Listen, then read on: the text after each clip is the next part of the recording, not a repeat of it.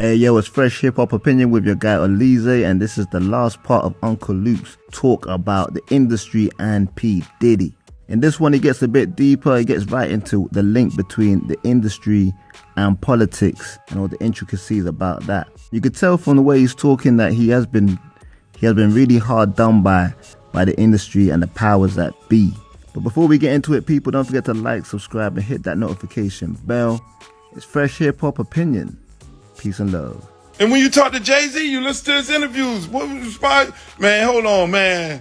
That dude Luke is the Michael Jordan, Magic Johnson of our business because he was getting different kind of money. Everybody was happy to get a deal. He taught us how to do what? Own our own masters and shit, our own publishing, and own our own record companies. Before this dude, ain't nobody inspired to do that. So they would never tell me the story because then they would have to put me on the Mount Rushmore of executives, not some rapper. They would have to tell you the story, man. This dude here got sued by George Lucas.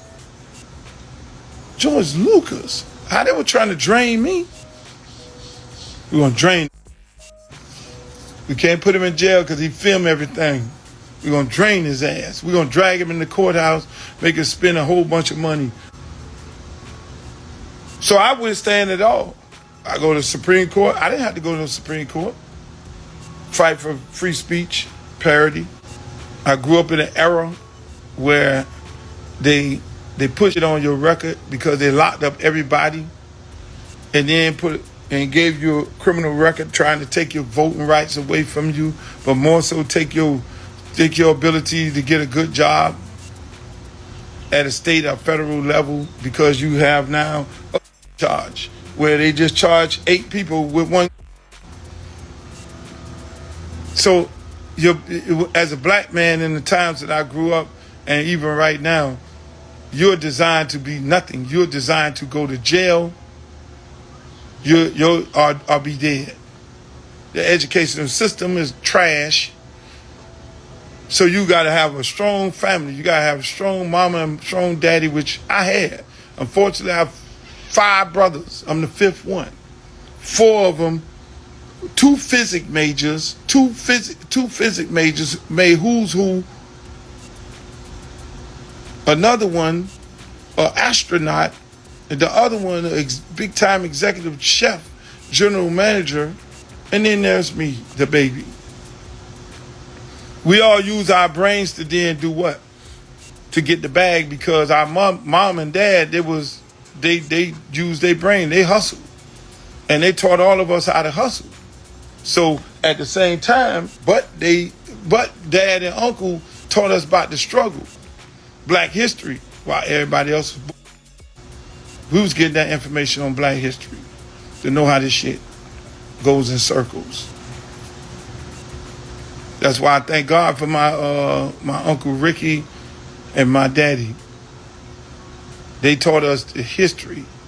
And my mom, how a woman's supposed to be and carry herself and conduct herself and how she's supposed to take care of the house and her man and her family. So I got all that to make me who the fuck I am today, which I have a clear understanding of how the system works when you become a powerful black man. Because I couldn't look at cartoons and I couldn't look at all the wild shit that the kids would have to look at and everything. I had to read books. I had to read black history books, which is shit that they're trying to take out of the damn schools in the state of Florida. I had to sit there and listen to the Rap Brown tapes and Malcolm X and Martin and all that. I had to understand Willie Lynch pen. So when they do come after me, I understand who I am as a black man. And I urge all y'all to do that with your kids. No matter how sweet it look, or how many white friends they got and how many, no, they need to know the history. We supposed to protect our own and support our own, but we don't do that enough. And so now when you get in these situations, this is some tough shit. You need to know the political game. Right now, if I get out here right now and say, which I did, I ran for mayor. If I get out here right now and say, hey man, tomorrow I'm going to run for Congress. I need everybody. Y'all see them little letters and see the advertisement. Send $5, send $10 to the campaign and all that. Well, there are people who are sending, maxing out at $3,500, $1,000, or $500, whatever the max is that they could do. That is how they get the contracts. That is how they control their elected officials. Unfortunately, we don't. That is how, when you get that guy in as a senator or the congressman or the mayor or the commissioner, that is how you get things done, or the school board member. That's how you get shit done. Because if they put more money in your candidate's campaign, then they're going to control your area. And before you know it, your area going to get gentrified. Before you know it, that major corporation is going to have one of their senator boys call up one of these alphabet departments, or call up some big time person in a big position and say, go raid the house. And then they're going to have you, they're going to say, hey man, go, take down, go drag this dude. Or drag this guy. That's why you gotta know what you're doing when you're dealing with these people. And you can't. When you cut the deal with the devil, just understand you cut the deal with the devil. There's only so much you can do. If you're mad with him, the devil then ease your ass out and go find Jesus. You can't be calling the devil and all that. I'm just saying, you knew what you cut the deal with. You sat in the room with the other who cut the deal with the devil, and they sat up there and did all that wild shit. Now you all of a sudden you want to talk shit, and then you want to holler that you want to sue these people. You think these people ain't finna come get you? They can use all their resources that you're not doing. When you get billions, you're supposed to now dump plenty money into campaigns. So then when they call their senator, then you call your senator and say, my senator that I dumped a lot of money in his campaign, or my congressman, or my governor, or whatever the hell it is, I can tell y'all the story right now. North Carolina had a entertainment tax similar to what Georgia has. This is some gangster shit here. North Carolina had a tax, why Atlanta and Georgia's Black Hollywood is because they have a tax, a credit. You do business in Georgia, you hire Georgia people, which is great, by the way. You hire people from Georgia who live in Georgia, then we'll give you a tax credit. That's what they call it. So the more amount of people that you have from Georgia that live in Georgia, that's why a lot of people have to move to Georgia, then claim Georgia as their residence to pay taxes there. Then that's the bigger amount of tax credit you get for your production. So your production could be costing $10 million. Well, you might get a tax credit for $8 million. And so now your production just turned to $18 million. And that's why you go and shoot in Georgia. Well, North Carolina had the same tax credit. I'm going to leave y'all with this one. North Carolina had the same tax credit at one period of time. And there were a lot of people. So North Carolina became in competition with Georgia. So one corporation out of Georgia said, shit, we want all the money in Georgia. So this one corporation, they had a governor's race.